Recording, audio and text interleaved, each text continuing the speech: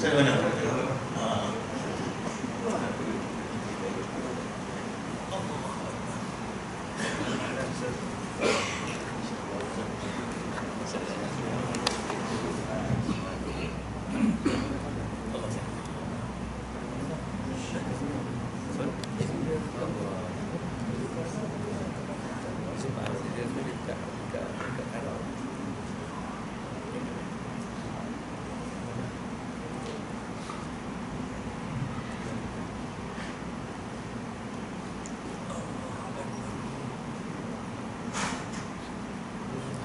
A'udzubillahi minasyaitonirrajim. Bismillahirrahmanirrahim. Alhamdulillahirabbil alamin. Salatu wassalamu ala sayyidil mursalin wa ala alihi wa sahbihi ajma'in. Qala rabbi shrah li sadri wa yassir li amri wa hlul 'uqdatam min lisani yafqahu qawli. Allahumma shalli ala sayyidina Muhammad wa ala alihi wa sahbihi ajma'in. Amma ba'd. Assalamualaikum warahmatullahi wabarakatuh. Yang diraihkan Al-Fadhil Dr. Fauzi Al-Yamani, panel kita, dan kasih yang bahagia Ustaz Zulfandan, ataupun dengan sebagai Ustaz Pro. Pro dia banyak tuan. Nanti kita korek apa yang pro dia. Tuan Haji Fahim alias Nazir Masjid Baitul Mahabbah, barisan jawatan kuasa dan kawan masjid, serta hadirin hadirat tetamu Allah Subhanahu wa taala sekalian. Alhamdulillah, bila sama-sama kita rafakkan kesyukuran kepada Allah Subhanahu wa taala kerana pada malam yang berbahagia ini kita direzekikan oleh Allah Subhanahu wa taala untuk berhimpun dan berkumpul di masjid kita yang mulia ini untuk dalam agenda kita sama-sama meraihkan sambutan Maulidun Nabi sallallahu alaihi wasallam. Alhamdulillah, hari lepas kita dapat perarakan Maulidul Rasul. Alhamdulillah, pernyataan yang cukup ramai dan meriah, dan kita susuri hari ini dengan pengisian ilmu untuk kita menghayati tajuk yang kita nak bawa ini ialah bagaimana penghayatan sirah Nabi sallallahu alaihi wasallam, terutamanya berpijak di bumi Nusantara ini. Pastinya ada peristiwa-peristiwa ataupun fakta-fakta yang menarik yang menjadi pembakar semangat umat-umat terdahulu, datuk nenek moyang kita untuk mengembangkan Islam di tanah Melayu ini, insya-Allah. Dan alhamdulillah, pada topik yang menarik ini kita bawa dua tokoh yang cukup berkaliber untuk sama-sama kita kongsikan pengisian-pengisian dan fakta sebagainya. Yang sebelah kanan saya pada Dr. Fauzi Al-Yamani, yang mana seorang tokoh ulama yang menjadi pengisi juga di masjid kita, insya-Allah. Yang mana almarhum, yang mana Al-Fadhil Ustaz pula dia rahmati betul dah. Dia rahmati Al-Fadhil Doktor bermula di pengajian Pondok Ustaz di Jeram Selangor kan, kemudian menyambung pengajian di Al-Azhar, kemudian menyambung pengajian di peringkat sarjana Darul Ifta. Bila semua Darul Ifta ni institusi fatwa, yang badan yang mengkaji fatwa-fatwa semasa. Jadi juga Doktor menyambung pengajian di peringkat Doktor Falsafah di Mesti Riau, Ustaz. Alhamdulillah, pada pagi ini, pada malam ini, nak tuan 2 hari tak berhenti. 2 hari tak berhenti. Jadi itu tersasul. Dia pakai kosong lah, pakai ABC ke, semangat sikit. InsyaAllah. Dengar kata ada kambing ni. Untuk sama-sama bersama kita pada malam ini mengupas tajuk yang kita akan bincangkan. Sebelah kiri saya Al-Fadhil Ustaz Zulfandan, yang merupakan pakar motivasi perunding syariah, yang sekarang ni menjadi CEO di dalam Ustaz Pro. Tuan kena buka website Ustaz Pro. Jadi macam-macam info-info menarik yang boleh kita tengok dalam portal Ustaz Pro tersebut. Baik, insya-Allah.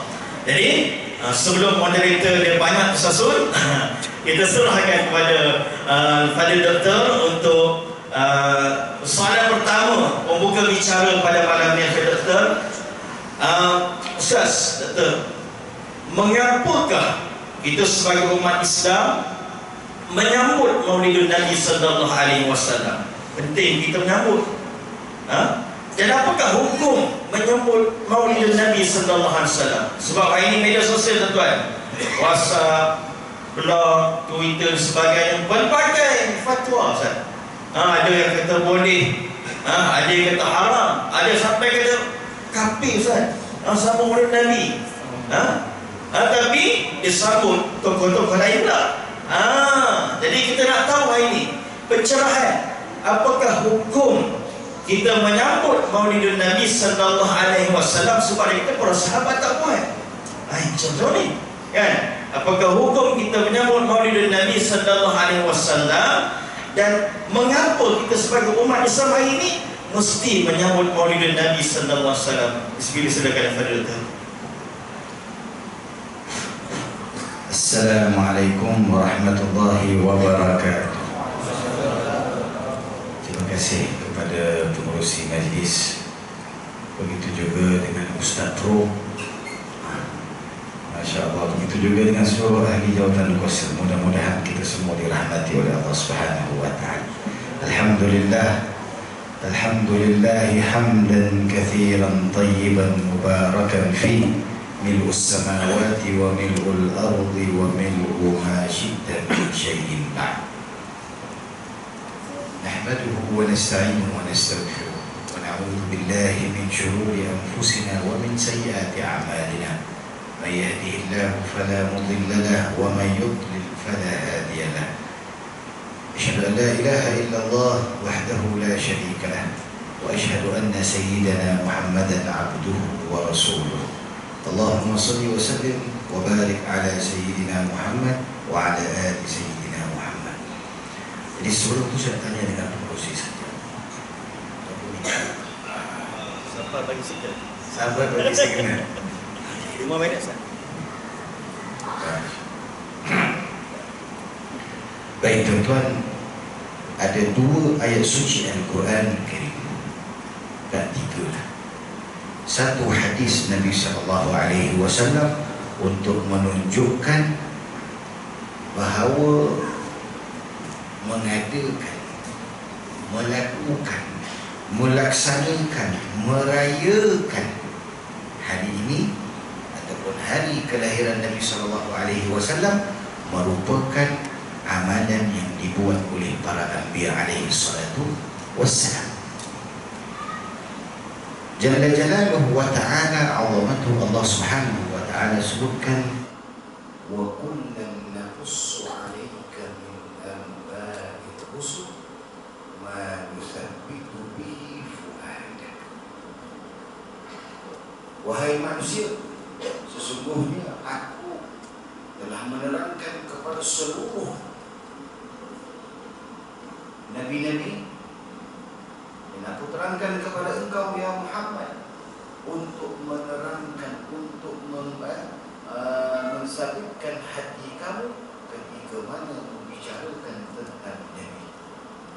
Kalau Allah Subhanahu wa ta'ala menyuruh Nabi Muhammad untuk membaca akan kisah para Anbiya, untuk menenangkan hati, apakah kita sebagai umat Nabi Muhammad diharapkan membaca sejarah Rasulullah? Firman Allah yang kedua,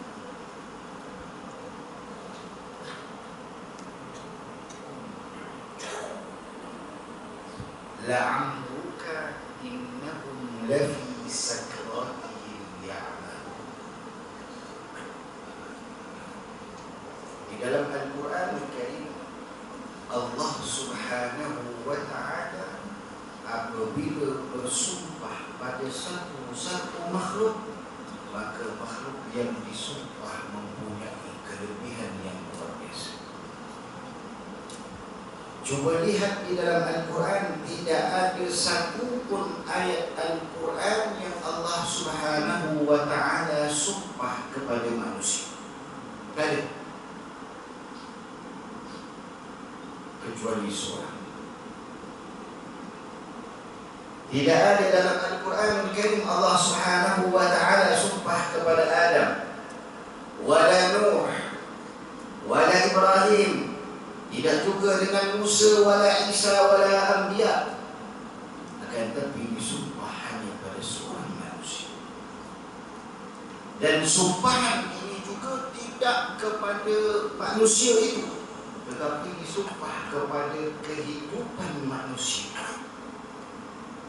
Firman Allah Subhanahu wa ta'ala, la'amruka innahum lafi sakratihim ya'malun.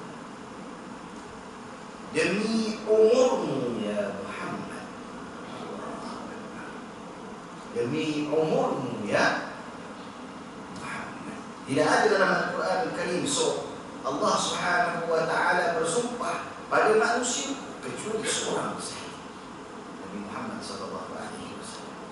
Dalil menunjukkan bahawa umurnya Rasul sallallahu alaihi wasallam merupakan sebaik-baik kejadian yang diciptakan oleh Allah Subhanahu wa ta'ala. La ilaha illallah.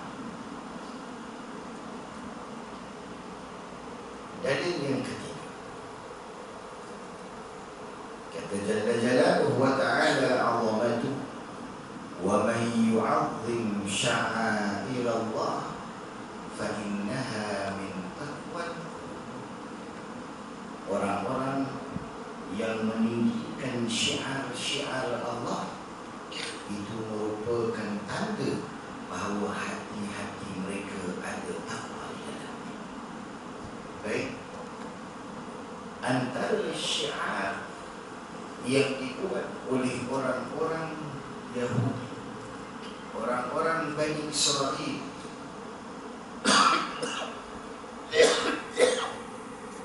ketika mana mereka didatangkan oleh Allah makanan daripada langit, apa kata mereka?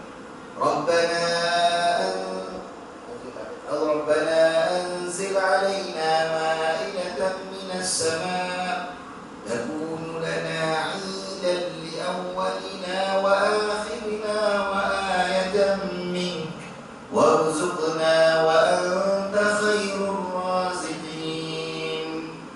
Kata Allah Subhanahu wa ta'ala itu orang-orang Bani Israil, Rabbana anzil alaina ma'idatan minas sama', ya Allah, turunkan kami makanan daripada langit. Ma'idatan minas sama' takunu lana 'idan li awwalina wa akhirina. Makanan yang kami dapat tadi akan kami jadikan satu perayaan. Perayaan kerana kami didatangkan oleh Allah Subhanahu wa ta'ala akan makanan daripada langit. Maka kami melakukan perayaan itu menurut cara kami. Baik, kalaulah Bani Israel didatangkan oleh Allah makanan, mereka melakukan aidan, melakukan perayaan, maka kita didatangkan oleh Allah yang mampu memberikan syafaat. Kita didatangkan oleh Allah yang mampu memberikan minuman ketika mana tidak ada seseorang pun yang mampu memberikan minuman. Kita didatangkan oleh Allah ketika mana seseorang pun tidak mampu untuk berkata-kata illa ar-rahimullah illa man azina, kecuali apabila diizinkan oleh Allah Subhanahu wa ta'ala. Maka apakah tidak boleh untuk seseorang itu merayakan hari Rasulullah sallallahu alaihi wasallam? Saya datangkan hadis yang lebih khusus, hadis yang diriwayatkan oleh Imam An-Nasai, sahih. Suatu ketika Sayyidina Rasul sallallahu alaihi wasallam keluar daripada rumah terkesima, sampai di dalam masjid Nabi sallallahu alaihi wasallam. Nabi melihat ada beberapa orang di dalam satu grup sedang berzikir, sedang mengaji, sedang apa sebagainya. Terus Nabi SAW datang. Nabi kata, "Mana jelasamu? Apa yang menyebabkan kamu bodoh di sini?" "Ya Rasulullah, kami tidak duduk apa-apa ya Rasulullah, kecuali kami duduk berzikir kepada Engkau, berzikir kepada Allah Subhanahu wa Ta'ala.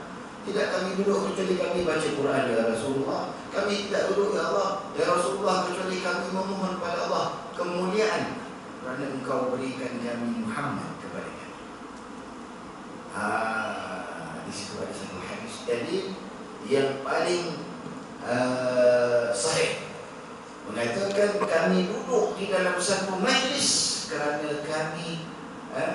kami bersyukur pemberian Engkau kepada kami, iaitu Muhammad kepada kami. Maka la ilaha illallah dengan kelahiran Nabi Muhammad ini bukan sahaja seluruh manusia mendapat kemuliaan, akan tetapi yang hatinya tertutup juga mendapat kemuliaan, yang hatinya dengki juga mendapat kemuliaan, yang mana hatinya benci kepada Muhammad juga mendapat kemuliaan.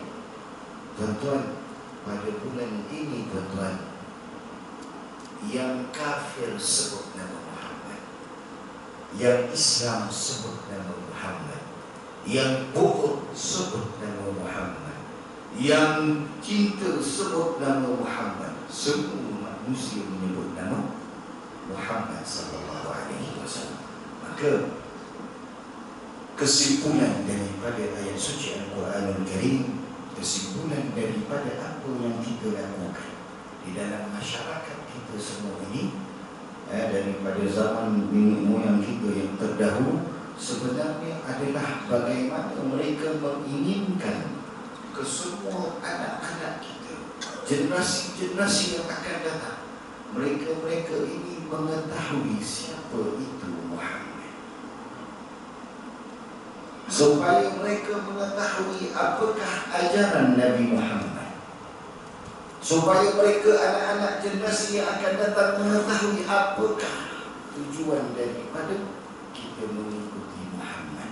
Maka majlis maulid, majlis yang kita adakan adalah semata-mata untuk mengajarkan, untuk memberikan kesedaran kepada umat bahawa Nabi Muhammad laisa ka nabiyyin, tidak ada sepertinya Nabi sebelumnya ataupun selepasnya. Bahkan sahabat-sahabat Nabi pun sallallahu alaihi wasallam, Allah Subhanahu wa taala tegur, apabila kamu berhadapan dengan Rasul, la tarfa'u aswatakum fawqa sawti Nabi. Mudah-mudahan Allah Subhanahu wa taala dengan kita lihat bahawa kesinambungan daripada majlis-majlis yang sedemikian. Tuan-tuan, saya datangkan secara apa yang tuan-tuan boleh nak.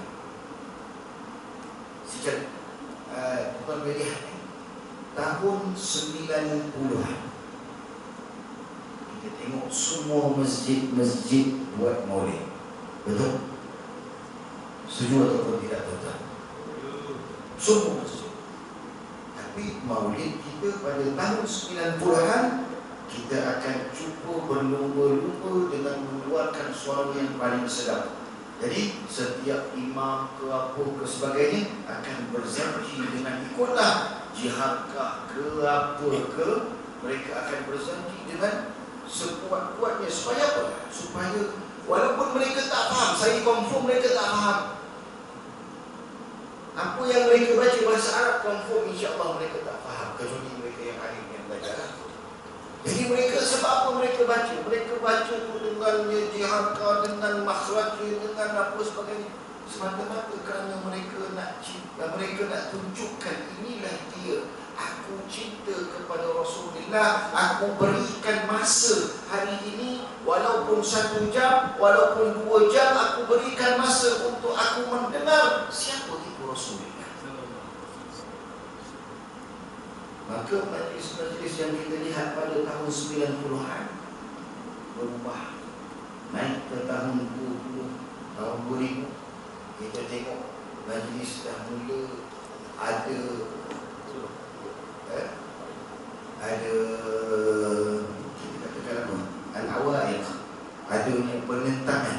Tahun 2000 dah start mula penentangan. Ada di antara tempat-tempat yang menentang. Tahun 2010 ke atas lagi hebat penentangan. Tahun 2020 ini lagi hebat penentangan.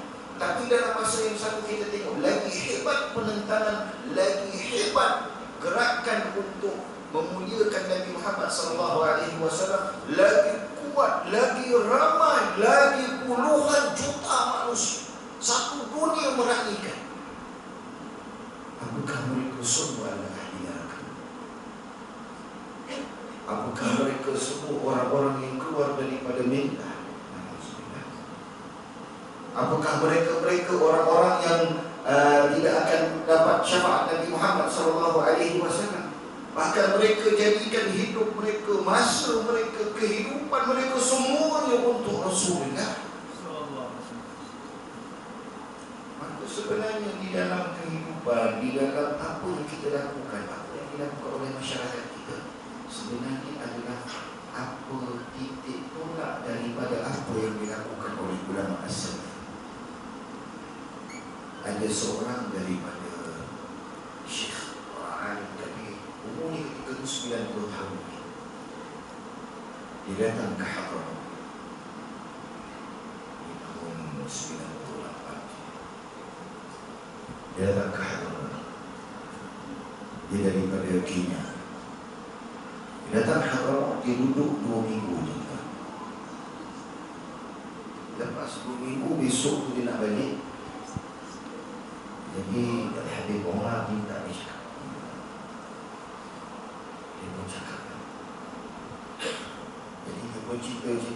Dia kata, tuan-tuan semua, untuk pengetahuan, saya datang sini 2 minggu untuk saya lihat Habib Omar dan Rasulullah. Ini cakap. Nak lihat macam mana? Lihat di dalam sifat Rasulullah, di dalam syama'il, dengan kehidupan pribadi sosok manusia namanya Habib Omar. 2 minggu aku lihat, katanya, apa yang aku lihat di dalam syama'il, itulah Habib Omar. Aku lihat Habib Omar, itulah syama'il. Maka sebenarnya dalam majlis beginilah majlis untuk kita mengenal lebih rapat dari siapa itu Rasulullah. Mudah-mudahan dalam majlis ini Rasulullah SAW akan melekat di dalam hati kita, insyaAllah. Amin ya rabbal alamin. Afwan. Alhamdulillah, jelas apa yang disampaikan oleh Dr. Fauzi tadi berkenaan penting kita memahami dan menghayati perayaan Maulidun Nabi sallallahu alaihi wasallam. Yang paling penting yang disampaikan oleh doktor ialah bagaimana apa yang kita lakukan ini supaya anak cucu kita, generasi kita pada masa akan datang mengenal Nabi sallallahu alaihi wasallam. Yang mana ini mereka lebih mengenali artis sebut ya, artis Korea apa, BTS, TBS, kita tahu. Kita pun tak tahu kan. Mereka cukup kenal. Bila tahu TBS ni naik bas tu kan. Tapi bila tanya kepada Nabi SAW, kita tak kenal. Dan itulah kita buat program ini supaya kita dapat memperkenalkan kepada anak-anak kita siapakah yang disebutkan sebagai Muhammad bin Abdullah yang menjadi penerang untuk jalan kita bertemu hidayah Allah Subhanahu wa taala. Baiklah. Soalan itu kepada Ustaz Zul. Kita lihat selepas dakwah Nabi sallallahu alaihi wasallam berkembang di dalam period awal Islam di Mekah, kemudian ke Madinah. Selepas itu, selepas Fathul Mekah, haji yang terakhir Nabi sallallahu alaihi wasallam digambarkan hampir 130 ke 150 orang sahabat mendengar Hajjatul Wida, khutbah Nabi yang terakhir ketika itu. Tetapi apabila kita menunaikan umrah dan haji, kita akan bawa ziarah di pengukuran Baqi'. Tuan kan? Di pengukuran Baqi' yang mana di situ disimpan jenazah-jenazah para sahabat. Disebutkan di pengukuran Baqi' kira-kira hanya lebih kurang 20 ke 30 ribu orang sahabat sahaja. Mana lebih 100,000 para sahabat lagi? Mereka ke mana? Tidak lain tidak bukan mereka melata di seluruh alam ini untuk menyebarkan Islam. Dan Islam sampai ke bumi Nusantara ini, sehingga mana kita di bumi Nusantara ini mendapat cahaya Islam yang ditelusuri oleh para sahabat yang lain. Jadi Ustaz, mungkin Ustaz dapat sampaikan kepada kita bagaimana perjalanan Islam dan roh semangat dakwah itu dipegang oleh pembesar-pembesar awal Islam di Nusantara ini, kemudian diteruskan oleh para alim ulama sehingga mana mereka cukup bersemangat menyampaikan Islam pada hari ini. Silakan kepada Ustaz. A'udzubillahi as-sami'il 'alim minasyaitonir rajim. Bismillahirrahmanirrahim. Assalamualaikum warahmatullahi wabarakatuh. Ustaz Fizul dan Dr. Fauzi selaku pengajar ini, alhamdulillah kami dengan kita. Seterusnya muslimin muslimat kepada Allah Subhanahu wa taala. Allah telah menyebut dalam Quran, "Wa ma Muhammadun illa rasulun qad khalat min qablihi rusul." Apa imata atau qutilan qalabtum ala aqabikum. Ya, dalam Muhammad itu malaikat Rasul telah datang sebelum daripadanya beberapa orang Rasul. Apakah dengan kematiannya kamu nak berpaling daripada agama? Ayat ini menggambarkan bahawa Islam tak boleh mati dengan kematian Muhammad. Sebab itulah Sayyidina Abu Bakar bila tengok orang jadi down kerana kewafatan Rasulullah, dia menyebut dengan ucapan, "Ya ayuhan nas, man ya'budu Muhammadan fa inna Muhammadan qad mat." Wahai manusia, siapa yang menyembah Muhammad, Muhammad pun sudah mati. Wa man ya'budullah fa inna Allah hayyul la yamut. Siapa menyembah Allah, Allah adalah hidup dan tidak akan mati selama-lamanya. Pegangan inilah yang para sahabat akhir sekali menyampaikan Islam keluar daripada kota Mekah, daripada kota Madinah, daripada Jazirah. Tuan-tuan, yang saya nak sentuh hari ini Islam dengan kita lah, sebab yang lain itu negara lain yang kena dengan Nusantara, yang macam mana Islam boleh sampai ke Nusantara. Dalam buku Miftah Malai, Dr. Hasan Yusuf, dia sebut tentang berhubungan pedagang Arab sebelum mereka masuk Islam. Ada pedagang Arab daripada Yaman yang sentiasa berhubung dengan tanah Melayu. Mereka ini sentiasa bawa barang, tetapi mereka pada masa itu pun adalah penyembah berhala. Setelah Islam sampai ke Yaman melalui para sahabat Nabi, antaranya Muaz bin Jabal, antaranya Sayyidina Ali, bila sampai ke Yaman Islam, pedagang tadi yang sudah pun ada connecting dengan Nusantara, mereka inilah yang meneruskan di samping-samping berjual beli berniaga, maka mereka menyampaikan Islam melalui bidang perniagaan. Sebelum ni matlamat mereka adalah berniaga, betul-betul nak berniaga. Tapi setelah ada Islam, mereka menjadi para peniaga yang tujuannya membawa Islam. Perniagaan itu hanyalah sebagai satu kaedah untuk menyampaikan Islam. Dan sudah tentu perhubungan yang lama. Nampak tak? Macam mana orang Melayu boleh masuk Islam? Kerana connecting. Hubungan yang lama dah kenal sebelum ni. Sebelum ni hampa sembah berhala, sebelum ni hampa pun tak kenal Allah. Tiba-tiba hampa main dengan satu elemen baru, bahawa hampa bawa Muhammad main kepada kami. Maka bila hubungan itu lama, trust itu sudah mula ada, kehidupan sudah bercampur begitu awal, menyebabkan bila tengok mereka menganut satu agama yang lebih baik, sebab Islam ni agama yang lebih baik. Kalau dikaji kenapa Islam sangat sesuai dengan kita, kerana perangai kita memang perangai yang dikehendaki oleh Islam. Perangai kita perangai yang sud dengan Islam. Sopan santun kita, berbudi bahasa, bercakap berlapik, itu yang kena dengan kita. Bahkan bila tengok Islam datang dengan membawa rahmat, Rahmat ni mungkin kita faham secara maknawi, tapi rahmat yang hakiki. Orang datang berniaga, bagi jamu makan pada orang lain. Mereka turun kapal, mereka bawa barang, sedekahkan kepada bangsa lain. Orang lain paling tak boleh tahan bila ada kenduri. Ada kenduri habis dia tak. Jadi orang Arab dia suka buat kenduri. Dia pemain dia buat kenduri. Orang Melayu dengan kenduri, tuan-tuan. Lepas tu satu hak kali ada kenduri dia.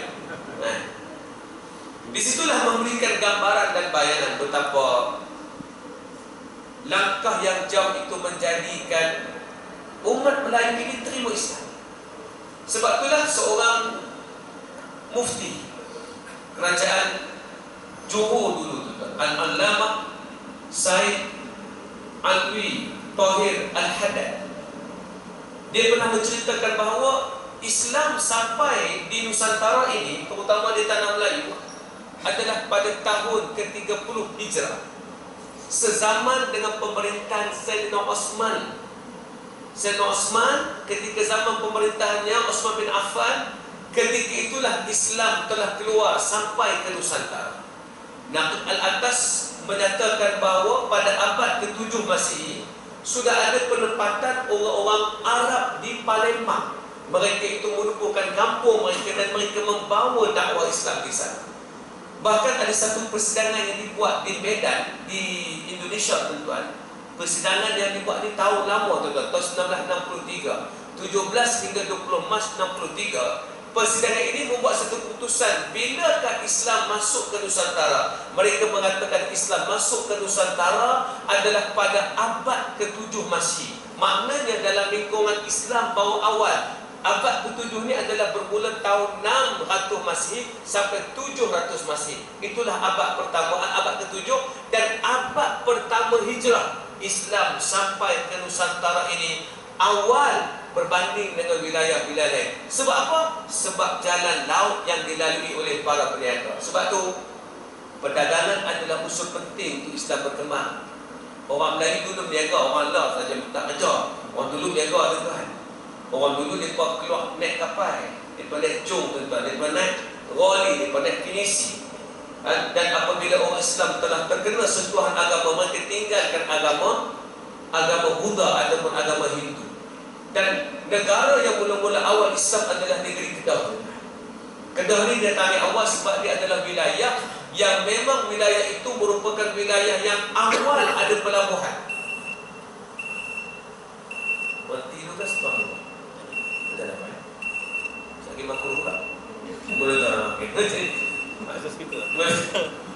Jadi dalam keadaan demikian, apabila Kedah awalnya adalah sebuah kerajaan Kedah juga, pedagang-pedagang Arab yang sudah Islam datang ke sana, mereka bila sampai ke Kedah, mereka namakan Kedah sebagai Kilah ataupun Kalahi, sebuah tempat membuat pedang yang sangat masyhur kerana ada sebuah tamadun yang sangat lama, namanya Tamadun Sungai Batu. Tamadun inilah yang telah berhubung dengan satu dunia. Pergi ke serata dunia boleh bertemu dengan besi yang berasal daripada kerajaan Kedah. Dan mereka pembuat pedang yang hebat. Ini catatan yang dicatat oleh pedagang Arab, termasuklah Al-Idrisi, mencatatkan dengan satu catatan. Orang-orang ini mereka menyembah berhala, mereka makan bangkai, cuma kepandaian mereka adalah membuat pedang. Catatan inilah yang menjadikan lepas tu ada orang-orang pendakwah datang. Antara yang datang berdakwah secara spesifik bertemu dengan raja. Betul, nak dakwah ni dia kena cari orang atas. Kita dakwah ni cari orang asli, itu ada beza sikit. Lepas tu lambat Islam berkembang. Pasal kita cari orang asli. Kita patut dakwah cari toki Cina tu, tuan. Patut jumpa Vincent Tan sampai Islam. Semoga bila dia Islam, dia akan masuk Islam. Kemudian seluruh pedagang Islam, termasuklah syarikat judi dia, akan jadi Islam tu, tuan. Tuan kan? Kan? Jadi sepatutnya itu cara dakwah yang dibuat oleh orang dulu. Orang dulu dia bukan anda tu apa, dulu apa tu anda, tuan-tuan. Dia pergi atas dulu, cari turun orang-orang yang boleh convince kepada semua orang. Maka ketika itulah, sebab perhubungan sudah lama, nampak? Saya kata connection dulu, tuan-tuan. Sebelum kita nak dakwah orang lain, ada hubungan dulu. Tak ada hubungan, tak boleh buat. Tu dakwah tak berjalan pasal kita mana ada hubung dengan orang Cina. Orang Cina kena tengok ya. Cina tu ya. India tu ya. Tapi kalau kita ada hubungan dengan mereka, lama hubungan, insya-Allah ada jalan untuk menyampaikan dakwah. Setelah lama berdagang dalam kerajaan Kedah tua, tentu orang Arab tidak mari. Sebelum itu mereka pun tak Islam, tapi lama-lama mereka dah dekat dengan Islam, tuan-tuan. Akhir sekali tuan-tuan, apa yang mereka bawa? Seorang syekh yang bernama Syekh Abdullah Yamani. Betul-betul orang Yaman, tuan-tuan. Inilah kelebihan Yaman. Sebab Yaman berada dekat dengan laut. Mereka boleh keluar berlayar ke mana saja. Berbanding orang yang berada di tengah kawasan, contohnya di Mekah dan Madinah, sukar untuk menyampaikan dakwah keluar daripada Jazirah Arab kerana mereka bukan para pedagang. Betul-betul Islam dengan perdagangan tak boleh pisah. So kalau kita nak Islam berkembang balik, perdaganganlah jalan dia. Jadi apabila seorang syekh yang bernama Syekh Abdullah Yamani pergi bertemu dengan Raja Kedah masa itu bernama Durbar Raja. Durbar Raja ini dipanggil juga Praom Mahawangsa. Dia ni sama ada beragama Buddha atau beragama Hindu. Masa itu Hindu dengan Buddha nampak macam tak ada beza. Kedudukannya hampir similar dan sama. Maka pada masa itulah bila datangnya Syekh Abdullah Yamani mengajak dia kepada Islam. Tuan-tuan, dah lama berhubung, dah lama seronok tengok orang Arab, dah lama rasa cinta melihat perangai mereka baik. Sebab orang Melayu ni dia paling suka perangai baik, paling suka perangai tak kata ke orang, paling suka bertenang, paling suka sedekah. Akhir sekali bila diajak kepada Islam kerana hubungan perdagangan telah lama, maka Syekh Abdullah Yamani percaya mengislamkan Durbar Raja. Lalu Durbar Raja menukar namanya kepada Sultan Muzaffar Shah. Sultan Muzaffar Shah. Muzaffar ni nama-nama yang besar tu. Sultan Muzaffar Shah. Jangan ingat Sultan Muzaffar Shah hanya ada di Melaka tu. Dan menyebabkan bila Sultan Muzaffar masuk Islam, seluruh Kedah menjadi Islam kerana Sultan telah Islam. Bila Raja masuk Islam, rakyat tunggu kepala bana apa lagi, kata orang Kedah tu. Bukan sama. Sama. Tu kira saya aja ada tak kepala bapa.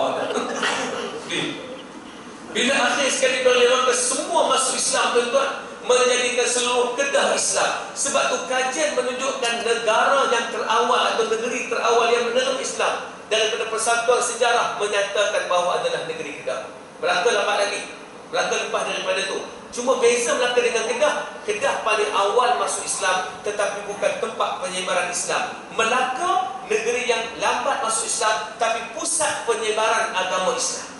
Itu membezakan. Orang Melayu kenapa boleh terima? Sebab mereka terlampau cerdik. Nampak? Orang Melayu ni cerdik sebenarnya. Lepas tu siapa kata Melayu bodoh, Melayu malam, Melayu tak macam Cina, tu orang tu tak faham Melayu. Orang Melayu ni cerdik. Cerdik, sebab cerdik dia boleh balik jawab awal kan? Dia kata tiba-tiba dia balik lah. Dia cerdik kan? Sebab dia cerdik lah, banyak benda dia boleh buat, tuan-tuan. Tuan-tuan berhentilah pada apa benda dia boleh ejah, tuan-tuan. Kerana kecerdikan itu bermula dengan DNA nenek moyang kita. Kerana mereka sudah pandai membuat kapal. Membuat kapal ni perlukan ilmu yang banyak tau. Ilmu nak timbang supaya kapal tak terbalik. Bagaimana nak ikat supaya air tak masuk. Kemudian nak belayar pula memerlukan ilmu untuk tahu tentang bacaan bintang, bulan dan sebagainya supaya tidak sesat. Saya pun dapat tahu boleh ada seorang sahabat dia buat mega kapal. Dia buat kapal kontainer. Dia pakai parking tengah laut. Dia kata, Ustaz, kalau dia sebutkan kawan saya cerita, Ustaz, kalau kita parking kapal tengah laut, kita parking tu bukan boleh start enjin turun jalan. Sebab kapal tu berubah arah. Bila berubah arah, kita start jalan tak tahu dari mana. Maka kita tengok kompas dulu baru tahu. Itulah kepandaian orang Melayu sejak dulu. Mereka boleh membaca akan laut, reti selat belat laut. Mereka sangat knowledgeable, mereka sangat educated, menyebabkan agama yang mereka anut mesti agama yang boleh convince mereka, suitable dengan mereka dan menyebabkan mereka faham. Setelah mereka masuk Islam, datanglah apa jua dakwah lepas tu. Tuan-tuan ingat Kristian tak dakwah kan? Kristian pun datang untuk berdakwah tapi tak lut. Kalau orang Islam orang Melayu telah berpegang dengan Islam sampai mereka merasakan tanpa Islam terombang-ambinglah kehidupan orang Melayu, tuan-tuan. Sebab tu di Nusantara kita berselawat memuji Nabi kerana kita nak mencintai Nabi sebab kita tak pernah tengok Nabi. Macam Dr. Fauzi sebut tadi, orang berkata bid'ah sambut Nabi, apa semua ni bid'ah, apa semua ni.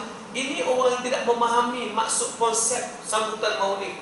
Memang Nabi kata, fala taj'al qabri masjida, fala taj'al qabri 'ida. Jangan jadikan kubur aku sebagai tempat sembahan. Jangan kamu buat perayaan di kuburku. Maksud Nabi, jangan kamu merayakan aku sampai terlupa tujuan sebenar aku. Kita merayakan Nabi sebab kita nak mengambil contoh, tuan-tuan, supaya Nabi itu boleh diperkenalkan pada orang. Anak muda kita mana kenal Nabi, macam kata Ustaz Rizul tadi, tak kenal.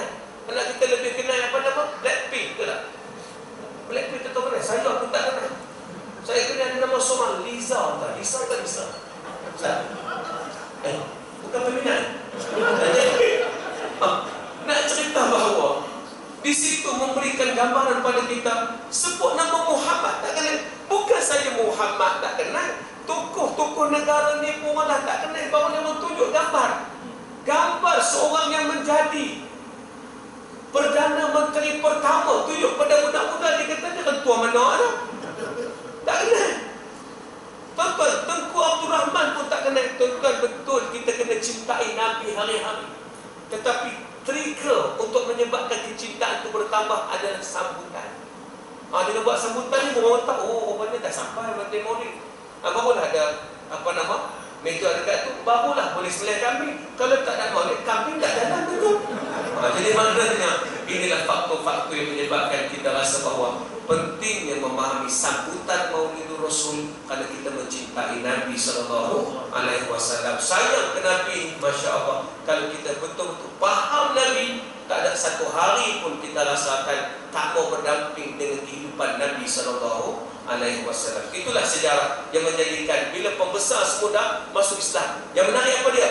Bila Durba Raja masuk Islam, Sultan Muzaffar masuk Islam, Syekh Abdullah Yamani tidak pulang ke Yaman. Dia terus berada di Kedah, jadi orang Kedah. Cuma saya tak tahu dia boleh cakap Kedah tu saya tak tahu. Tapi maknanya dia sudah jadi orang Kedah, tuan-tuan, menjadi penasihat agama ataupun mufti kerajaan Kedah, menjadi penasihat kepada Sultan Muzaffar Shah, dan tradisi itu diteruskan sampai hari ini, di mana ada sultan, di situ ada ulama yang menyebabkan kita tidak akan lari daripada jalan Nabi sallallahu alaihi wasallam. Wallahu a'lam. Alhamdulillah, itu jelas habis sampaikan oleh Fadil Ustaz tadi bagaimana kekuatan umat Melayu dan sifat orang Melayu sendiri, sehingga mana kita orang panggil tapak Islam itu mudah disemai dalam jiwa-jiwa kita. Tuan boleh dapatkan beberapa bacaan yang cukup baik dari Miftahul Melayu, dan juga karya terbaru daripada Ustaz Azhar Betawi, Azhar Yahya, 1000 tahun menyusuri fiqh Imam Syafi'i di Nusantara.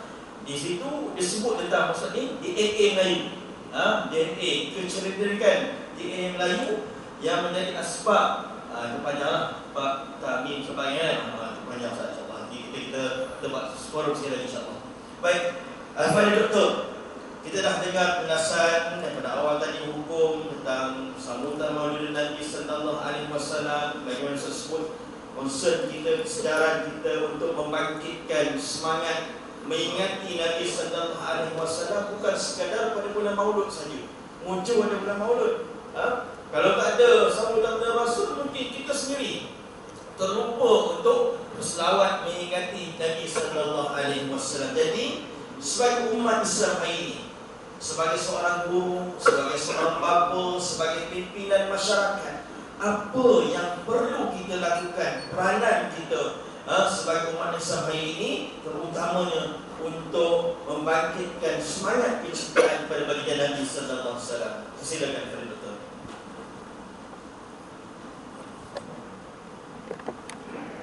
Barakallahu fiik. Alhamdulillah. Al-Imam Syekh Muhammad Abdul Fattah Al-Buddha Amirul Hadis kita berkenaan dengan sunnah. Apa yang menarik saya di dalam sunnah Nabi sallallahu alaihi wasallam adalah dia menciptakan apabila wahai tuan-tuan, wahai ibu-ibu, wahai ayah-ayah, apabila kita membicarakan tentang sunnah, sedangkan sunnah yang kita membicarakan dhaif, sahih sunnah yang dipelopori, yang diceritakan di media sosial, sunnah ini dhaif, ini mungkar, yang ini apa sahih, yang ini hasan, yang ini dhaif jiddan, ini semuanya.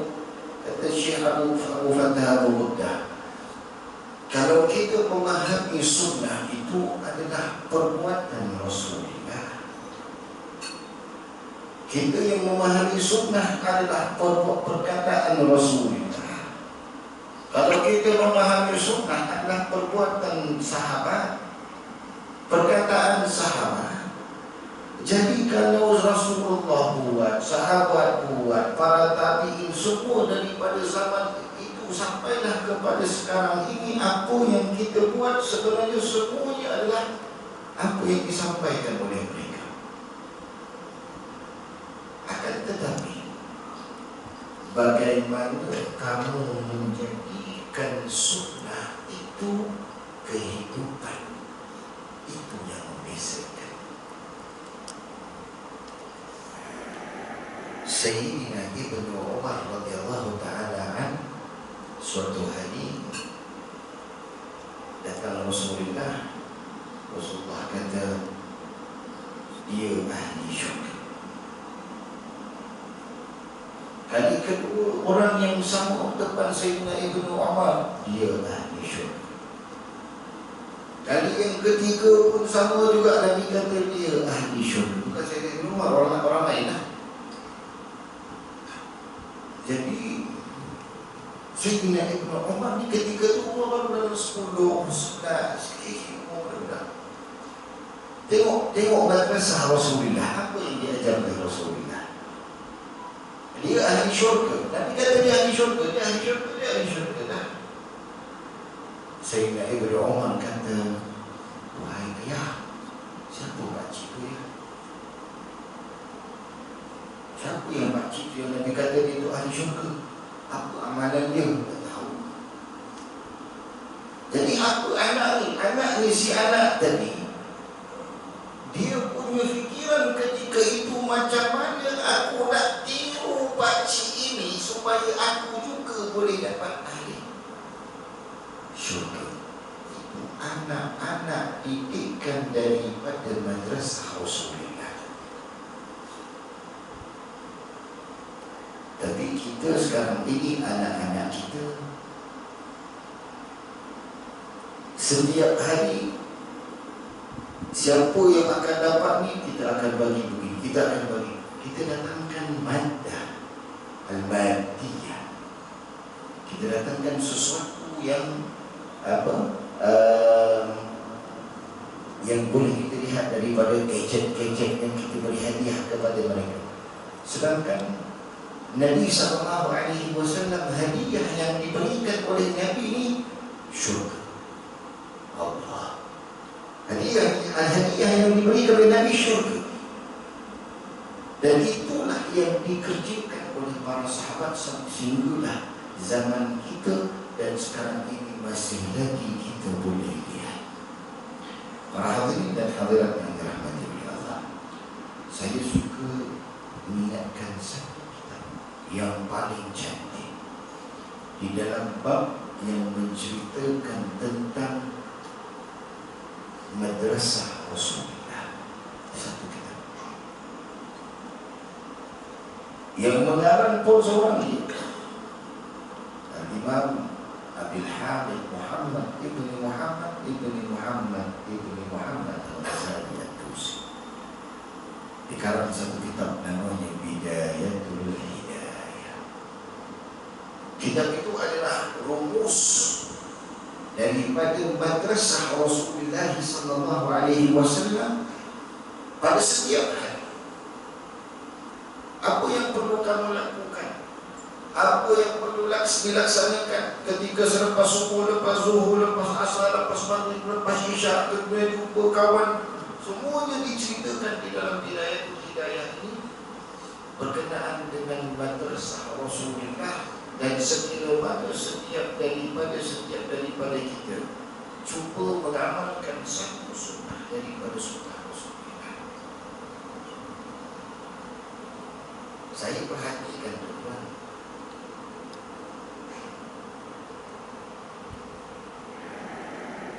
ketika mana saya belajar, ada guru saya, antaranya Syekh Umar Khadir, antaranya Abdullah Terus. Semua mereka mengatakan kami dulu waktu kami belajar satu kitab ni, I'adatul Talibin 8 tahun. Kami belajar Minhaj 10 tahun, tapi kami terkita cukup. Tapi kami pelik. Kami tengok orang-orang ni, budak-budak Indonesia ni, budak-budak Melayu ni, dia kata, kau belajar 4 tahun kau dapat ilmu seperti kami dah 18 tahun kau belajar 4 tahun. Jadi mereka cari, mereka kata sebab apa yang diterapkan adalah bagaimana kamu mengambil sunnah Rasulullah dijadikan kehidupan dahulu, baru kamu akan lihat keberkatan dalam kehidupan. Sunnah itu dijadikan pimpinan kita, baru kita akan dapat kehidupan yang berkualiti dan nikmat yang Allah Subhanahu wa taala berikan. Tetapi sekira mana sunnah daripada sunnah Nabi tidak ada dalam otak kita, tidak ada dalam perasaan kita, tidak ada dalam hati kita, tidak ada dalam ketika mana kita mengatakan Assalamu alayka ayyuhan nabiyyu wa rahmatullahi wa barakatuh. Bahkan kita ghafil, bahkan kita lupa dengan Rasulullah SAW. Sedangkan ayat yang kita baca itu adalah khusus untuk Nabi Muhammad SAW. Jadi kalau kita sendiri tidak mencontohi Rasulullah, bagaimana agaknya anak kita, generasi yang akan datang untuk mencontohi Rasulullah. Jadi para hadirin dan hadirat yang dirahmati oleh Allah,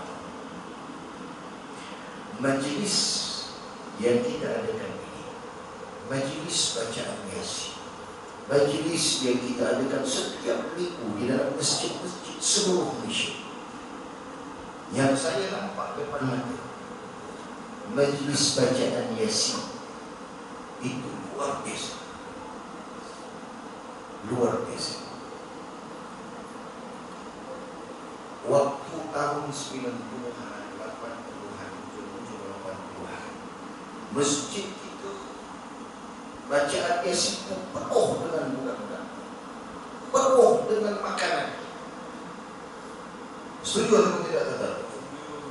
Penuh makanan, penuh. Yang budak-budak datang bukan baca Yasin pun, confirm tak baca Yasin. Semua tunggu makanan. Tapi mereka penyebab kepada Yasin lah, anak-anak itu boleh baca Quran. Penyebab kepada majlis Yasin lah, anak-anak itu mampu mengenal Al-Quran. Kita lihat generasi daripada generasi itu selepas itu, yang imam-imam masjid semuanya daripada kalangan hafaz, daripada kalangan anak-anak yang boleh membaca Al-Quran. Sebab asal daripada majlis bacaan Yasin yang dikatakan bid'ah, yang disesatkan, tapi sebab asbab daripada Yasin itulah kita lihat masyarakat kita semuanya, imam-imam itu semuanya dah boleh baca Quran dengan baik. Dulu tuan-tuan tahun 80-an, tuan-tuan kita boleh tengok kalau satu sempat, imam-imam kalau baca Bismillahirrahmanirrahim, macam-macam suara baca kita tu lah, tak kisah. Tapi selepas itu ada kebaikan, ada sebab apa? Sebab majlis Yasin. Maka majlis-majlis yang diniatkan di dalamnya untuk menghadirkan manusia, untuk menghadirkan jiwa-jiwa, untuk mengenal kepada pencipta, mengenal kepada kekasihnya, maka majlis-majlis yang sedemikian adalah majlis yang di dalamnya rahmat Allah dan tidak terputus-putus. La yanqati' min ghairi mamnu'. Jadi apabila majlis seperti maulid, majlis seperti perayaan-perayaan yang lain, semuanya sebenarnya terdapat di dalam Al-Quran. Kata Allah, wa man yu'azzim sya'air Allah. Antara syiar Allah Subhanahu wa taala adalah apa yang disyiarkan oleh Nabi sallallahu alaihi wasallam. Itu syiar Allah. Syiar Allah Subhanahu wa taala harrama Makkah wal Nabi harrama Madinah. Ada syiar. Kalau Nabi sallallahu alaihi wasallam kata Musa ahaq lana, nahnu ahaq bi Musa. Kami ini lebih layak daripada kaum Musa sebab kami mencintai Nabi Musa. Kalau kamu hanya puasa Tasu'a, Ashura, kami puasa Tasu'a dan Ashura. Jadi semua apa yang dibuat oleh Nabi, apa yang dibuat oleh para sahabat, sebenarnya adalah bagaimana nak datangkan tujuan utama dalam kehidupan itu adalah ikut sesuatu yang confirm syurga. Tujuan. Kamu ikut seseorang yang belum confirm syurga, apa faedah? Yang confirm syurga adalah Nabi sallallahu alaihi wasallam, para sahabat ridwanullahi alaihim ajma'in, wa hum udul. Mereka-mereka yang ahli-ahli syurga, ikut kepada mereka, dan jalan yang dibawa oleh para sahabat ridwanullahi alaihim ajma'in adalah sebaik-baik jalan, yang mana jalan para sahabat, seperti apa yang dikatakan oleh Ustaz Pro tadi, jalan yang ada senonim dengan masyarakat ini. Oh, sahabat, saya lihat tuan-tuan, saya buat buku baru saya ini berkenaan dengan libas Rasulullah. Pakaian apa yang dipakai oleh orang Arab pada zaman Nabi adalah sama yang dipakai oleh orang-orang lain. Kita pakai kain, sana pun pakai kain. Sini kita pakai tali pinggang tengah-tengah tu warna hijau tu kan, warna haji tu kan, macam tu lah juga sana. Kita ada pakai jubah, kita ada pakai apa, kalau kita ada pakai semuta sana pun ada semuta. Dan semua apa yang ada pada zaman Nabi adalah apa yang ada pada zaman kita, zaman Nabi Muhammad SAW, ada juga pada orang lain kita. Sebab itu akhlak yang ada pada akhlak Nabi ada pada akhlak Nabi. Sifat yang ada pada sifat Nabi ada sifat pada sifat Nabi. Sebab makanan dia pun tak ada. Makanan yang ada pada Nabi tak ada pada kita sekarang baru ada. Ada banyak kat kedai-kedai Arab kat sini. Tapi apa yang ada pada Nabi, pada sahabat Nabi, ada pada orang lain juga. Cuma bagaimana kita nak keluarkan balik, kita nak keluar atau timbulkan balik di dalam apa, dalam manuskrip yang lama, untuk kita ambil pengetahuan, kita ambil pengajaran dalam diri kita, agar kita mampu mengikuti madrasah Rasulullah yang diajarkan oleh Rasulullah. Amin ya rabbal alamin.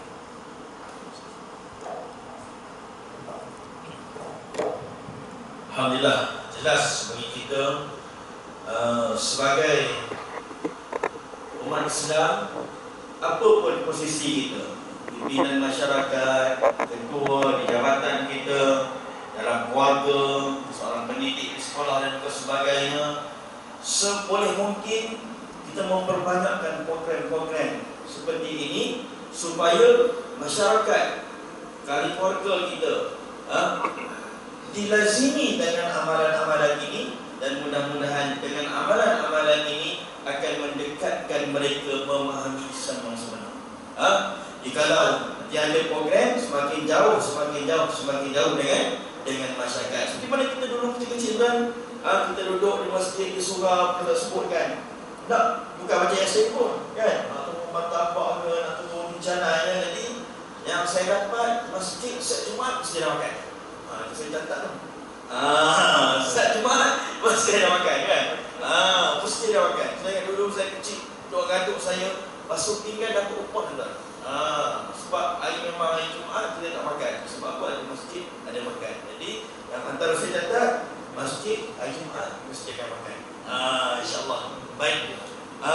Al-Fahid Ustaz, kita melihat bagaimana hari ini, bukan hari ini, 40 tahun yang lepas, Ali Ad-Darwi menulis sebuah buku Mazal Khasra'ala Binatal Ulama. Mazal Khasra'ala, apakah kemusnahan alam dengan sifat orang lain itu sendiri, sifat umat manusia itu sendiri, umat Islam itu sendiri.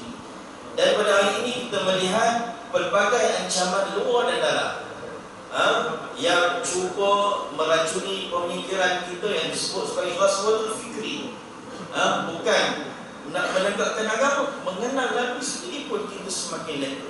Jadi apakah kita sebagai umat hari ini ada harapan lagi untuk mengenal Nabi sallallahu alaihi wasallam, ataupun apakah peranan kita untuk mengembalikan kegemilangan Islam sebagaimana yang pernah gemilang pada zaman Kedah Tua dahulu, pada zaman Kesultanan Melaka dahulu, yang mana Islam menjadi satu syiar agama yang cukup gemilang dan digeruni oleh masyarakat umum ketika itu. Silakan Ustaz. Apabila Imam Suyuti tulis satu buku yang sangat menarik tentang Maulid Rasul, Husnul Maqsid fi Amal Maulid, dia menceritakan siapakah orang yang mula-mula yang mengasaskan melaksanakan program Maulid ni. Sebab macam kita sebutlah, Maulid ni tak pernah dibuat di zaman Nabi. Sebab tu para sahabat sendiri berbeza pandangan, dan para ulama sendiri berbeza pandangan tentang tarikh lahir Nabi. Mereka tidak bersepakat tentang 12 bulan awal. Imam Muslim sendiri menyatakan hanya hari Isnin dan tidak menyebut tarikh secara khusus. Kenapa menjadi perbezaan itu? Kerana para sahabat tidak menyambut majlis Maulid. Kenapa mereka nak sambut sedangkan orang yang mereka nak sambut itu sudah ada depan mata? Lagipun amalan menyambut hari jadi ini bukan amalan orang-orang di zaman terdahulu. Samalah bila Ustaz Quraisy Shihab menyatakan kenapa zaman Nabi bila Nabi buta huruf itu tidak menjadi ayat kepada baginda. Sebab kata Ustaz Quraisy Shihab, seorang ulama Indonesia, pada zaman itu siapa yang boleh membaca adalah orang yang tidak hebat. Sebab orang Arab kekuatan mereka adalah hafalan. Siapa boleh baca menulis ni dia tak hebat. Siapa yang boleh syair dengan hafalan itu orang hebat. So siapa boleh baca menulis ni dia jadi macam orang tu tak berapa cerdik, tak berapa pandai. Jadi terbalik kurang habis tu lah. Apabila orang tu boleh membaca menulis dia agak tidak hebat, tapi kalau siapa yang menghafal itu hebat. Jadi Nabi kena ikut standard itu zaman itu. Dan kebetulan memang Nabi tidak ada konsep mengaji ataupun belajar tentang penulisan, walaupun ada 2-3 para sahabat yang boleh menulis, antara Umar Al-Khattab dan sebagainya. Tapi nak bagi tahu itulah kenapa tidak aibnya Nabi apabila orang zaman itu tidak boleh membaca menulis, kerana siapa boleh baca tulis mereka adalah kurang hebat. Siapa yang menghafal mereka adalah orang yang kuat fikiran dan mereka dianggap manusia yang sangat powerful. Itu biasa. Jadi begitulah para sahabat tidak menyambut Nabi kerana hari-hari Nabi ada depan mata. Boleh tengok Nabi, jatuh cinta dengan Nabi, tahu Nabi buat apa. Hari-hari bertemu Nabi, tiba-tiba nak main tiup kek kepada Nabi. Happy birthday to you. Jadi pelik sangat. Jadi benda itu pun tidak menjadi satu benda yang besar dalam kalangan umat Islam. Ingatlah, Nabi ni Allah Ta'ala turun untuk mengambil tahu dan mengambil benda-benda penting dulu. Sebab Nabi bermula dengan takwin, bermula dengan pembentukan, bukan tamkin. Kita yang boleh buat sambutan sebab kita dah kukuh Islam dia, dah kuat Islam dia, cuma jauh daripada zaman Nabi. So oleh kerana itu kita tak buatlah sambutan. Para sahabat tidak buatlah sambutan. Dan kemudian lepas tu, bila Islam makin longgar daripada Nabi SAW, mula jauh daripada baginda, dah tak tahu Nabi macam mana. Jangan kata zaman itu, zaman Umar pun apabila orang dah mula jauh daripada Nabi pun, orang dah datang menunaikan solat berjemaah tu lambat tu. Umar duk pening ni pasal mereka tunai solat jemaah lambat. Solat jemaah selalunya orang tak penuh dalam masjid awal, mereka akan datang lambat. Untuk bagi mereka penuh kembali, Umar hubung semula dengan Bilal bin Rabah yang ketika itu berada di Syam, kerana Bilal keluar daripada kota Mekah, kota Madinah, kerana setelah kewafatan Rasulullah dia tak tahan kerana merindui baginda sallallahu alaihi wasallam. Semua yang Nabi pernah sentuh, Nabi pernah pegang, Nabi pernah lalui, Nabi pernah jalan di jalan itu, bekas makanan Nabi pernah guna, dan bila tengok dia akan terus menangis dan dia tak tahan dengan benda itu, dia keluar. Jadi lama orang tak dengar azan di zaman Nabi.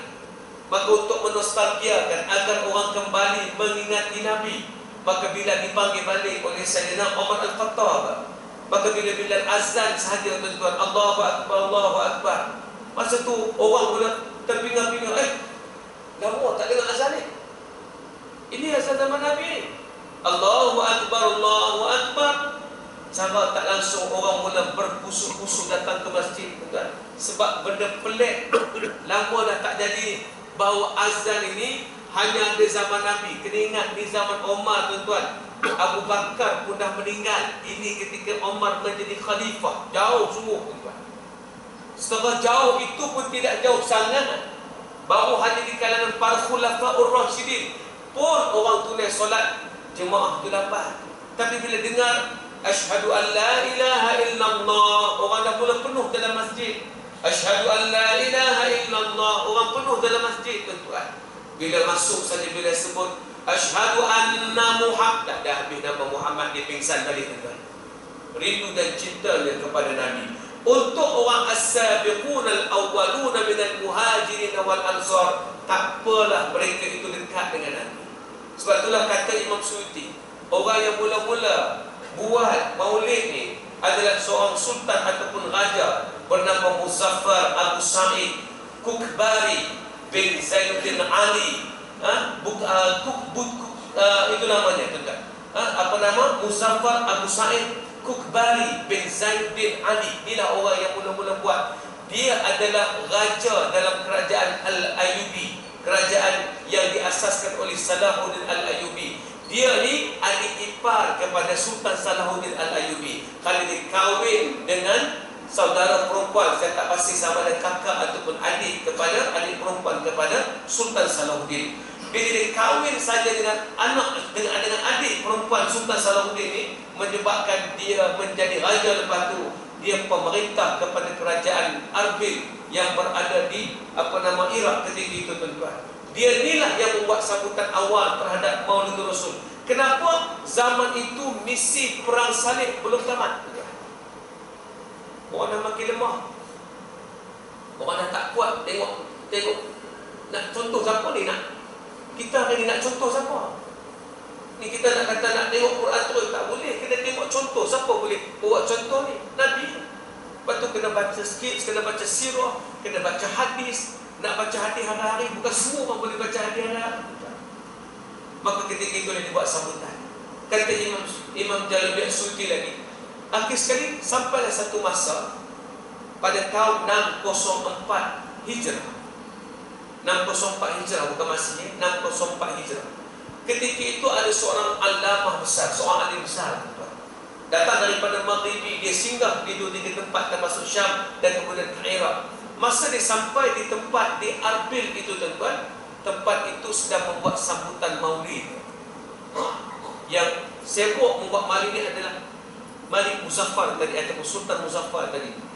Maka dia pun menulis satu buku tentang Nabi, At-Tanwir.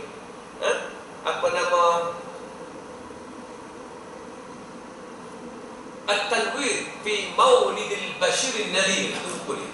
At-Tanwir fi Maulidil Bashirin Nadhir. Buku tu ditulis sempena dia sampai di situ tentang Nabi SAW, tentang kelahiran baginda SAW. Dan dia sendiri membaca hikayat kelahiran Nabi itu, kisah tentang Nabi itu di depan Sultan Muzaffar. Akhir sekali Sultan Muzaffar atau Malik Muzaffar, Raja Muzaffar menghadiahkan kepada dia 1000 dinar kerana pembacaan kitab tersebut di depan dia, menunjukkan orang makin jauh daripada Nabi yang mungkin ilmu pasal Nabi ini ada pada para ulama. Tuan-tuan, so kita buat sambutan ni lah menyebabkan kita ingat balik. Kalau tak buat sambutan ni, jangan kata tuan-tuan Ustaz Hafizo pun tak ingat, saya pun tak ingat tuan-tuan. Baru dia rumah. Jangan tanya tu, tanya ni berapa hijrah. Baru ni isteri tanya, abang berapa hijrah? Tak tahu lupa. Tu terang kita yang jadi ustaz, tuan-tuan baru nak start lagi tak ingat. Jadi sebab kita orang awam, tuan-tuan, kita perlukan benda ni. So di sinilah kita tak nak ada elemen-elemen yang mengganggu kita untuk mencintai baginda SAW. Waktu kita nak dekat dengan Nabi, kita nak betul-betul ambil Nabi. Kalau tidak, Ghazwatul Fikri akan masuk menyerang kita, mula menggantikan Rasulullah. Barat dah ganti dah daripada Superman, Spiderman, apalagi Captain America. Betul tak tuan-tuan? Malaysia pun dah cuba ganti dah, ada Cicak Man tuan-tuan. Cicak Man tu kan masih nak ganti Nabi supaya orang lebih ingat Cicak Man. Dulu ada Keluar Man tuan-tuan, Lomba Man pun ada. Jadi dia macam-macam tuan-tuan di zaman ini. Orang nak menggantikan Nabi SAW. Jadi sebab tu kita nak kena kembali semula. Sebab kalau Nabi tidak dihikayatkan, tuan-tuan, apa masalah umat Islam? Masalah umat Islam adalah packaging. Masalah umat Islam adalah promotion. Nabi barang baik kan? Macam orang tu kata ini barang baik, ini barang baik. Nabi barang baik, tapi promoternya lemah tuan-tuan. Promoter lemah, tak ada iklan. Tak ada iklan untuk tunjuk sifat Nabi, perangai Nabi. Baru ni ada satu orang nak bercerai dengan bini dia, tuan-tuan, artis dah pun nak bercerai dengan bini dia, dah 2 kali bercerai. Kali ketiga dia kahwin nak bercerai juga. Dia boleh sebut, dia kata apa? Saya bercerai ni, saya bukan Nabi, saya bukan sempurna macam Nabi, saya bukan Nabi. Kalau saya bercerai pun, saya bukan Nabi. Dia nak beritahu bahawa perbuatan yang dianggap sebagai satu perbuatan yang salah, sebab dia menganggapkan bahawa hanya Nabi yang boleh mempertahankan keluarga dan tidak bercerai. Kalau dia membaca sirah, dia tahu Nabi sendiri bercerai. Nabi pernah bercerai dengan Hafsah, kemudian Allah suruh Nabi rujuk kembali. Nabi bercerai dan rujuk. Kenapa berlaku demikian? Semoga umat ini boleh mengambil penyelesaian daripada Nabi SAW. Kepada tuan-tuan, kita yang tak faham ni, kita ingat, oh Nabi hebatlah, abang bukan Nabi. Nampak tuan-tuan, abang ni taklah macam Nabi. Kita ni beringat isteri kita masalah, tuan. Isteri kita masalah, oh macam mana nak selesai Ustaz? Pergi tanya Ustaz, Ustaz, saya ni bini masalah. Ustaz tu berkata, bini aku masalah. Saya masalah. Apa kata kita rujuk kepada Nabi SAW? Macam mana dia menyelesaikan masalah dalam rumah tangga? Sebab ingat Nabi ni tak ada masalah rumah tangga. Tuan-tuan, di zaman Umar menjadi khalifah, ini disebut dalam hadis Sahih Muslim dan Sahih Bukhari. Cerita bagaimana satu hari Ibnu Abbas pergi ke haji. Dia tengok Umar pergi haji juga. Dia kata ni peluang baik, aku nak cari apa nama Umar ni. Pasal aku nak teringat ayat keempat surah Tahrim ni, in tatuba ilallahi faqad saqat qulubukum. Kalau kamu berdua bertaubat, sedangkan hati kamu pada condong nak lawan Nabi ni. In tatuba, siapa dia dua orang tu? Ibnu Abbas sendiri tak pasti siapa dia dua orang tu. Tu terus sahabat Nabi, cuma dia muda. Zaman berlaku peristiwa itu dia masih muda. Dia dah besar pada ketika itu. Dan Umar sedang menjadi khalifah, Amirul Mukminin ketika itu. Dia pergi tanya. Dia kata nak tanya Umar ni bukan senang. Tiba-tiba aku ikut belakang Umar. Tiba-tiba Umar nak pergi pegang hajat. Dia kata elok. Dia pun ikut Umar. Masa dia ikut Umar tuan-tuan, dia bawa ayat siap-siap. Disebut dalam hadis. Bawa ayat siap-siap. Bila bawa ayat siap-siap, bila Umar keluar sahaja, dia kata, Sayyidina Umar, bersama tangan. Ya Amirul Mukminin, bersama. Ni nak tanya sikit. Allah Ta'ala turun surah Tahrim ni isteri Nabi hak mana? Pasal apa Allah cerita gini, isteri Nabi hak mana? Umar kata, pelik semua ni cerita lama-lama nak tahu. Pelik semua ni. Isteri Nabi dua tu yang Allah Ta'ala tegur adalah Aisyah dengan Hafsah. Orang kita ni suka sembunyikan cerita ni sebab nak menjaga keizahan, menjaga maruah betul. Tapi itu bukan mencacatkan mereka bila kita cerita kemanusiaan mereka. Sebab kita nak ambil contoh. Kita tak ambil contoh. Tu yang ahli bila ada masalah family, pergi counselling. Cari seorang counselor. Yeah, you have a problem. First, your wife tell us about your story. Dia pun cerita. Lalu tanya, yang nak bagi nasihat pada kami, tuan kami, saya pun belum kahwin Nabi. Sebab kita tak ada Nabi, tak ada contoh. Tak tahu cerita Nabi, orang tak pernah explore cerita ni. Akhir sekali Umar kata, yang dua orang tu Aisyah dengan Hafsah. Cerita apa? Cerita pasal mereka larang Nabi makan satu benda atau pemandu. Mereka tak suka. Mereka tak suka. Dan daripada awal ayat itu, ya ayuhan nabiyyu lima tuharrimu ma ahallallahu lak tabtaghi mardata azwajik wallahu ghafurur rahim. Wahai Nabi, pasal apa pi haram benda yang halal semata-mata nak cari redha isteri-isteri kamu? Siapa dia yang paling powerful ni? Aisyah dengan Hafsah. Inilah kepala dia. Sebelum Umar cerita, Umar kata gini, yang aku boleh tahu kisah mereka dua orang ni, aku selalu kata, kita ni orang Mekah bini ikut suami dah. Orang Mekah, lelaki beli berat. Ada Umar tak sebut itulah. Saya nak bagi faham. Umar kata ni orang Mekah, bini ikut lelaki. Lelaki kata apa? Sami'na wa ata'na. Tu orang Mekah.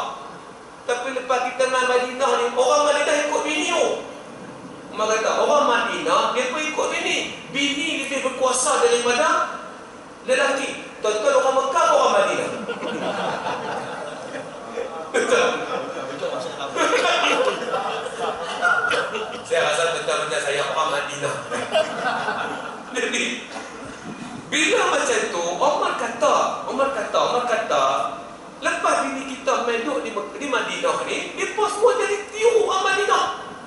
Sepakat lawan kita habis. Sampai satu hari aku bergaduh dengan bini aku. Bergaduh tu biasa, tapi dulu bila aku bergaduh aku menang. Lalu di Madinah kalah.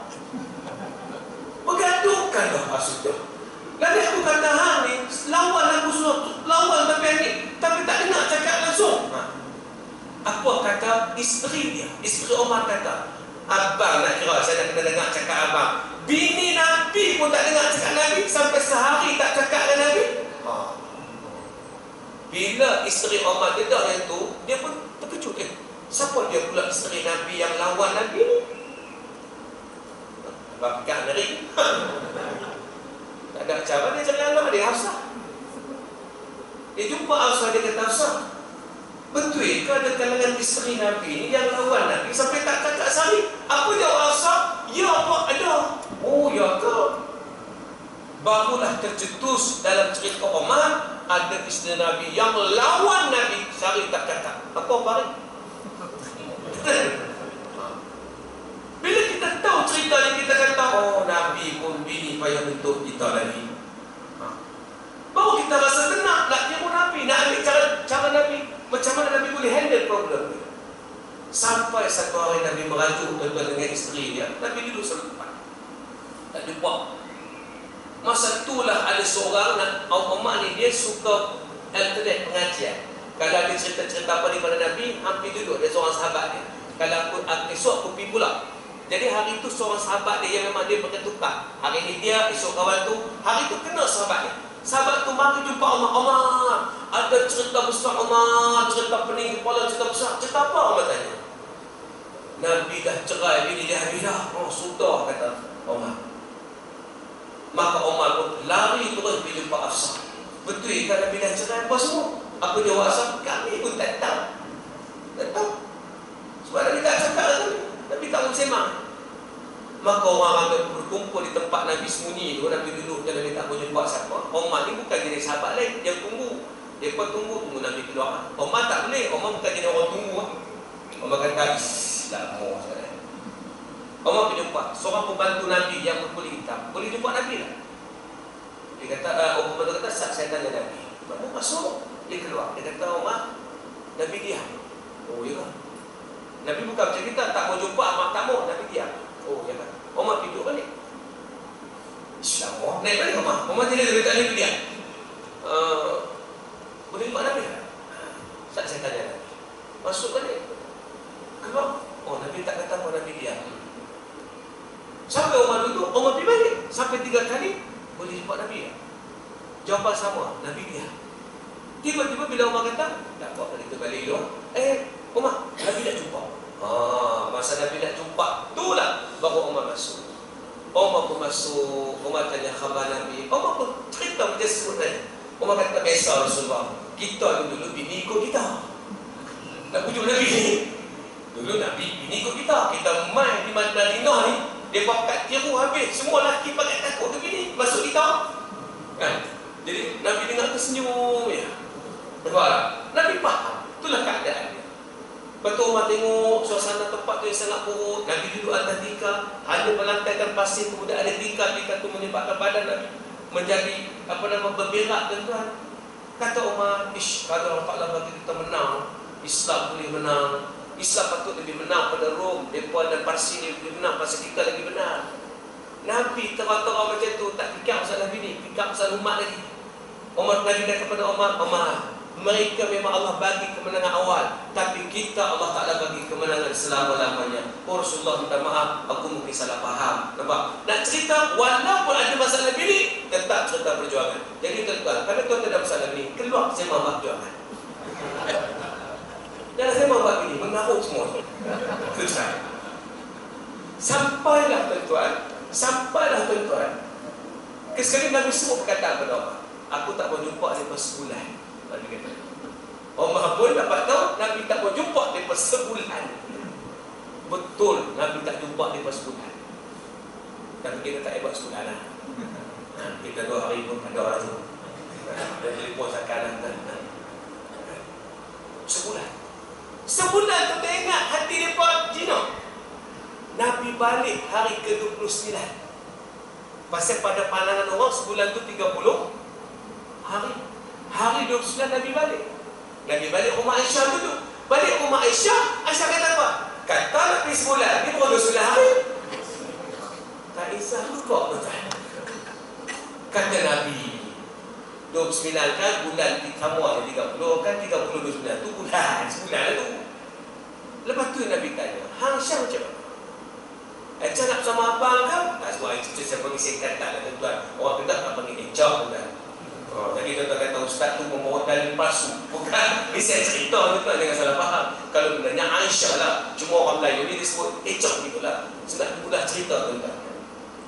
Nak baca hadis ni panjang, tapi saya baca hadis tuan-tuan pun tidur, saya pun tidur tuan-tuan. Aisyah macam mana? Rasa macam mana? Nak duduk dengan abang ke? Ataupun nak cerai? Kalau boleh, pergi tanya ayah ngomong. Kalau kata tak mau duduk dengan abang, boleh cerai. Aisyah kata apa? Aisyah ni seorang pedas. Dia kata abang, benda dia tak tanya mak ayah lah. Saya akan bersama dengan abang. Kenapa benda nak tanya mak ayah? Benda dia saya akan bersama abang. Tak apalah abang. Dunia tu saya sanggup tinggal lah demi bersama dengan abang. Nampak tak? Di situlah maksud kesolehan. Bukan soleh ni sopan santun, cakap baik dengan suami, tak lawan suami. Ya, lawan suami pun kalau pandai menguruskannya, tetap dia soleh. Nampak? Ibu di sana tenang tak? Alhamdulillah. Ustaz bagi ruang, kami lawan suami lama lah, kami dapat ruang. Jadi cerita ni memberikan satu gambaran betapa macam mana Nabi manage kalau tak ada siapa cerita. Maulid ini maksudnya menceritakan semula hikayat-hikayat yang Allah sembunyikan agar kita boleh memberi ketenangan kepada semua orang dan mengikut jalan Nabi betul. Baru tahu Nabi ni manusia yang pernah menghadapi masalah. Ada masa Nabi down, ada masa Nabi merajuk, ada masa Nabi ada naik sikit perasaan marahnya, tetapi tetap dalam konsep kesempurnaan yang paling sempurna. Tapi kalau siapa tak cerita, tu yang orang kata kami bukan Nabi. Boleh tak kenal Nabi. Benda paling nombor satu adalah bukan tengok serangan-serangan pemikiran. Benda nombor satu adalah mengisi manusia supaya kenal Nabi agar mereka boleh berpandukan kepada Nabi dalam apa jua cerita. Alhamdulillah, kami adalah kelebihan sikit. Dr. Fauzi, saya, Ustaz Fizul, kami Ustaz, kami boleh boleh baca kitab, sempat baca kitab, sempat semak, sempat tengok, menyebabkan kami boleh ambil panduan. Tapi kalau kami tak cerita ni pula, kalau tidak dalam program macam ni, sudah tentu kita tak akan dengar daripada cerita baginda sallallahu alaihi wasallam. Jom kita cerita Nabi secinta-cintanya. Kalau saya hari ni terang-terang saya kata, saya tak perlu orang lain untuk saya ambil contoh. Ada problem apa pun saya rujuk Nabi. Sebab Nabi akan tunjuk cara. Sebab Nabi pernah hadapi sebuah keadaan. Sebab tu ada dua buku yang menarik saya pernah baca, tuan-tuan, daripada Ustaz Khubat Akhi. Satunya Muhammad Rasulullah SAW juga manusia. Yang kedua adalah Rasulullah menuju kesempurnaan.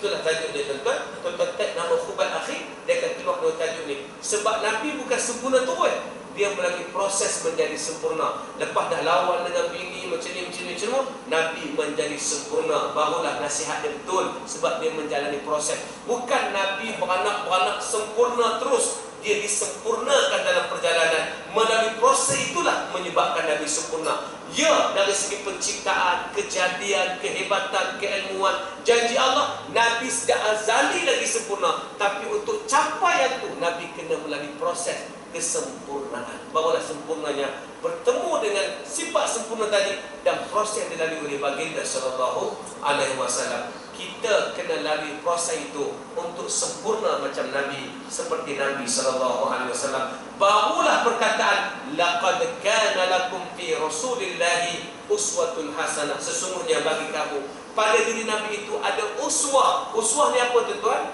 Boleh dijadikan contoh dalam segala hal. Beza uswah dengan qudwah. Qudwah diambil part-part tertentu saja, part lain tak boleh ambil.